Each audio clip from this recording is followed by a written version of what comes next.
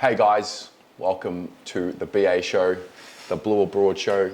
It's Monday the 5th of February 2024 and we are 32 days away from the first bounce of opening round against the Brisbane Lions. We've got practice matches coming up in a few weeks. Now that the month of February is here, I can safely say, we can safely say that we're on the home stretch. We've made it. The hard part's done. December, January, I think, is the hardest part. So obviously you just got the draft after November, then you get Christmas time, then you got to get through the Christmas break, and then it starts bubbling. But very exciting, obviously, a big year that we all hope we're going to have, a successful year that we all hope that we're going to have. It's really a time where most clubs, most supporters have the most hope. And that's ultimately what it is. No games have been played, nobody's lost, everyone's flying, no one's playing against anyone other than themselves. So it's full of optimism. But I wanted to go through a bit about the last week. There's been quite an uptick in media coverage that we saw this week. I think this was the biggest week of media coverage that we've had for season 2024 thus far. Various interviews across various platforms that I want to touch on in the show this evening. It will be a short show, not too long, and I will be back next week in the studio. I arrive back from Thailand Monday morning, so next Monday I'll be back in the studio and things will be back to normal, although this is normal as well. The show will happen, the channel will happen anywhere in the world. So let's start. I wanted to bring up first and foremost a bit of information that I read throughout the week around our list. A few questions were asked around the list spot that would be available potentially with obviously the long-term injury of Jack Silvani, who won't play at all this year. So can somebody correct me if I'm wrong, but I'm pretty sure I read that we're specifically not going to be adding anybody to the list in this preseason, and we're going to be holding on to that list spot for potentially the mid-season draft or something a little bit later down the track. So I guess you've got to weigh up at this point of the year. Is it worth bringing in someone who you can at least teach them the system in order for them to get acclimatized, particularly if they're coming from the outside? Or do you just keep the list spot? I don't know if we desperately need a specific position right now on the list to fill. Jack's role, Jack plays only the way Jack does, but I think we're so versatile in what we are going to be doing along that half forward line anyway. So I think we've got plenty of options, which we've covered. We don't need to cover them too much more. So that was an interesting piece of news. I wanted to turn the attention to Zac Williams again, and I guess it was almost like a full circle moment. So he did his episode of Summer Sessions, and I think I enjoyed his more than all of them. They've all been great. It's been a really good window into the players that actually show up on the podcast. I think it's a great sign of how things have changed. If I just zoom out, we look at what we had been seeing when it comes to content from the players / the media team with the players. Obviously we had Gibberfish, when Zach Fisher and Michael Gibbons did the podcast. I liked the fact that they were doing something like that. I thought the subject matter was a little bit just not for me, not what I was wanting to know. I'm maybe a little bit more serious. I want to know about these people, not necessarily too jovial. I can understand the lightheartedness that's needed because we can take footy a little bit too seriously at times. There's no doubt about that. But I think it's important for the ability to humanise. You can do it in a couple of ways. You can use humour and show that there's a jovial side to the characters. But I think what we've seen with the Summer Sessions podcast in particular, I think it's taken a few iterations over the last few seasons, not necessarily as Summer Sessions, but I really do think there's been a bit of a breakthrough with the way in which the players are coming onto these interviews, obviously really comfortable within themselves to speak, and also comfortable with the media team to sit with them. It's not easy getting in front of a camera, but I can only imagine what it would be like being a player, heavily scrutinised, that every word you potentially say could be picked apart. But I've really enjoyed watching and learning about these characters and what makes them tick, both on and off the field. And I think it's a really nice blend of serious, funny, but overall human. So Zac Williams came on and it got real and it got deep. And he said some things which I don't know him very well personally, but you just feel this sense of pride on behalf of someone that you follow, externally. And, he's had a really interesting 2023, let's be honest. Was really fit and healthy, had the game taken away from him in a way in which was just out of his control, which is really difficult because it forced him to, go back to the basics, go through another bout of rehab. He's a player that's had various injuries across his career and some pretty nasty ones with some long-term sort of rehabilitation periods. So for him to sort of get back to fitness, then do his ACL was obviously very disappointing. And he spoke about his childhood. His father had passed away when he was a child. His mum and his sister were massive parts of his life growing up. Obviously, we all remember his sister also passed away in 2023. He had the injury. He had a few things just not go his way, and I was recounting when we spoke to him last year after doing his ACL, and just understanding the fear that he had felt about what the Carlton supporter base would feel about him and how they would react. And I think it just proved to us how much he cared. And not that players need to prove it per se, but with a player like Zac, who we hadn't seen much of since he got to the club because of the injury troubles that he has had, it was tough to really establish a connection with him. But I feel like over the last 12 months we've done that with him.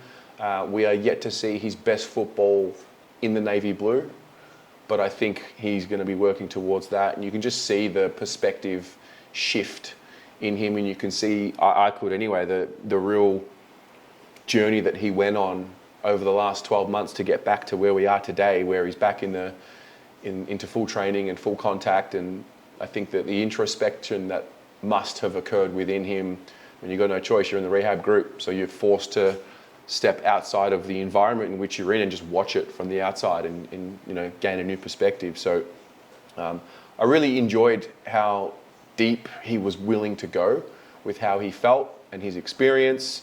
The humility piece, I think, was a really big feature of the interview.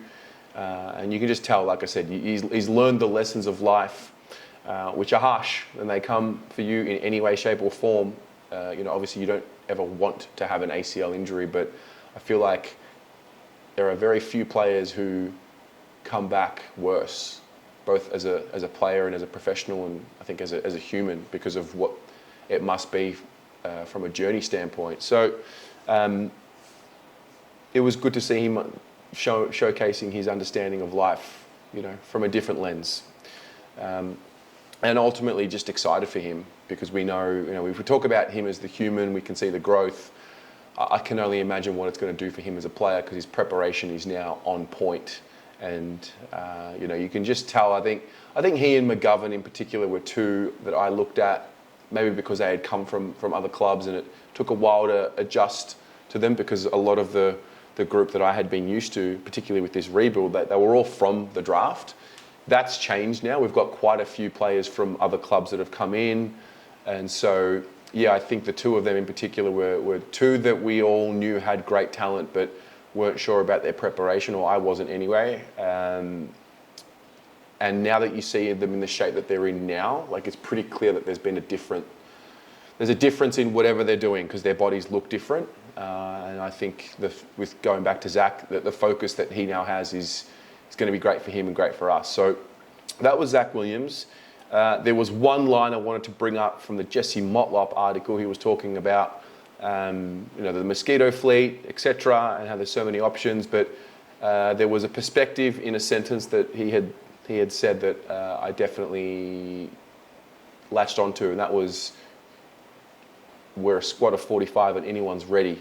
And the discussion point around best 22s and this and that, it is what it is. But we're no longer that team that has a best 22 and that sort of falls away. We really do have, we've seen through the exercise of trying to do a best 22 that we actually have a really good 30, 32 in my view. We used 38 players in 2023, I'm pretty sure.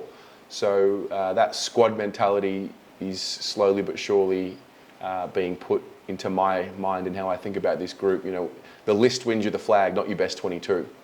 So I think that was a perspective that was good for me to read. Then we had Harry McKay, a little feature on Channel 7 about his goal kicking routine. I was going to do a separate video on this, but just decided not to, probably because I didn't want to make it too much of a big deal. But the concept of the video was, you know, is it that bad? Was it ever that bad?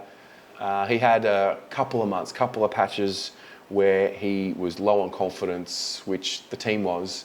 And then the reality was that once he got back into form, he got injured. Once the team got back into form, that is, he got injured. But I just view Harry's 2023 as a learning curve. I think from when he got to the club, every single year, it was always going up. It was always positive. And not that there weren't challenges for him, but, you know, getting into the team finally after not playing first up initially. Then obviously Charlie goes down, so a little bit more reliance on him, but we knew he was young. But then he wins the Coleman in 2021 and really improves. So 2023 was a bit of a stagnation from a goal kicking efficiency standpoint. Still did some great things and still had a really solid year. And I just think it's such a long career, and we sometimes can get so caught up in what's happening right now or this year or in the last 3 weeks. And so I just think 2023 is one of the many years that Harry McKay will have in his career. And, you know, it's harsh because like these labels get put on players so quickly, it seems, or you try to put labels on players so quickly because of that recency bias. But I just don't think Harry's goal kicking is as big of a deal as what it is. Probably because I just trust that he's putting the work in. Looks to have added a little bit more momentum and assuredness into his goal kicking routine, and that's all it is. They've been saying it, the coaches, you know, as long as whatever he's doing with full confidence and conviction, that's all you can ask for. So thought that was interesting. And then finally, Sam Walsh, who was on the Dylan Friends podcast. I've actually just finished listening to it. Really good listen. He is one that hasn't done too much of this type of media, which he spoke about. Really interesting to see the balance of his professionalism and then also his humility, his life, having fun on field, off field, getting the balance of all that right, but still knowing that he's got that deep competitive juice. I don't know, I finished that podcast episode with Dill thinking he reminds me of Nathan Buckley, but probably more so what Nathan Buckley had learned later in his career, probably maybe more towards a back end of his playing career and then coaching career than what Sam Walsh. It's like Sam Walsh has learnt the lesson of Nathan Buckley at the early stages of his career. And that's the first thing that came out to me. Like my first impression of him when he was drafted was, oh wow, he's super serious. He's really not uptight, but so focused on his profession, which we love, and he's a workhorse and all these things, but he does have a really cool personality beneath there as well, and not beneath, just a part of who he is. And it's weird because we, as supporters, you know, we gain a player's trust per se based off how serious they take the game. So I think with Sam Walsh, we had that initially with him, and now we've started to see some of his personality, and I think it's just great to see that balance. And he spoke about the content. He spoke about essentially wanting to put some runs on the board before focusing on doing content. Big fan of YouTube, big fan of American sports, and so he was more of a learner than what I thought he was, if that makes sense. So particularly with other sports and particularly with what's happening in the media space, I didn't realize he was as curious about that space as what he came across. He said some really interesting things, two in particular. Number one, when Dill asked him, which is the player that you think's going to really shine this year, he mentioned TDK, and not many have. I think it's assumed that TDK is going to continue on, but it was good to hear that from Sam Walsh, and how TDK must be training. They all look good at this point because they're not playing against opposition who are trying to actually hurt them. So yeah, but that was interesting. But the main revelation, if you will, that I took from Walsh's interview was he said he now understands why a CEO is important to a football club. And he was reflecting on how Brian Cook helped the club through the tough times in 2023. It was a really good question by Dill and a really honest answer with Walshy. But yeah, the way he spoke about what he had learned from Brian Cook just reinforced the comfort that I feel, and I think we all felt when Brian Cook was, confirmed to, have had his appointment with the club as CEO, and what he had meant to the club and what he does mean to the club. It's great that we're not at that early stage with Brian Cook anymore. Like he's been here a few years now. We haven't quite got a confirmation on whether he's going to be extending. There are reports, I think Sammy Edmer did one last week, around Brian Cook staying. But yeah, it was just to have Sam Walsh speak about him specifically and about the role specifically. And it's just not something I had heard too much from a player talking about the greater club or the wider club and those issues. So yeah, that was a really interesting listen. Highly recommend you get on Spotify or iTunes, wherever you listen to it, and just they always give you a little window into the players and their psyche and what makes them tick. So that was that. And yeah, that's pretty much it. That's a wrap up of what's happened over the last week. I'm here in Thailand, obviously, for another week. If you guys want to check out, I have been documenting every day just my thoughts at the end of the day. It's been a really good experience here. I've learned a lot about all sorts of things. I've only been here 3 weeks. I'm only going to have been here for 3 weeks, but the level of training, I have taken a moment to just appreciate what professional athletes do. I would say what we have here is a pretty high level training routine, particularly if you're doing 2 Muay Thai sessions a day, plus the yoga and the stretching and the recovery and the massages and all of that. So I definitely have taken a moment to appreciate athletes that actually do this every day. Like, yes, they do get paid very well and all of that, but at the same time, your body's just constantly got something wrong with it, and then to have to go out and perform, particularly in this sport here with footy, it's wild. So I've taken a lot of lessons. I certainly am going to come back feeling refreshed and ready to go.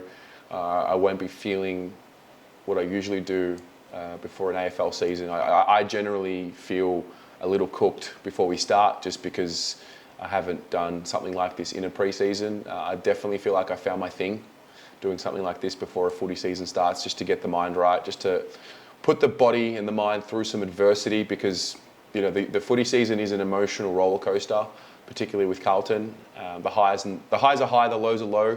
We're all still working on that equilibrium as supporters.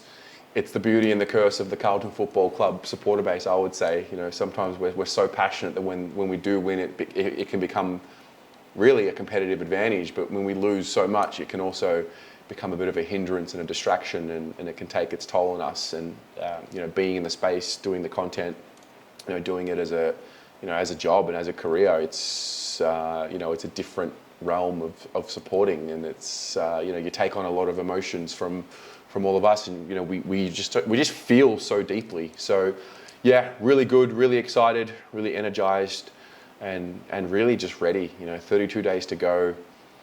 This time next week we're going to start talking about squads for the practice matches. It's all happening. So thank you very much for tuning in. Miss you all. I miss being in the studio. I miss having you guys in the live chat that I can interact with. But I'll be back next week. Looking forward to it. Take care of yourselves, and as always, go the Mighty Blues.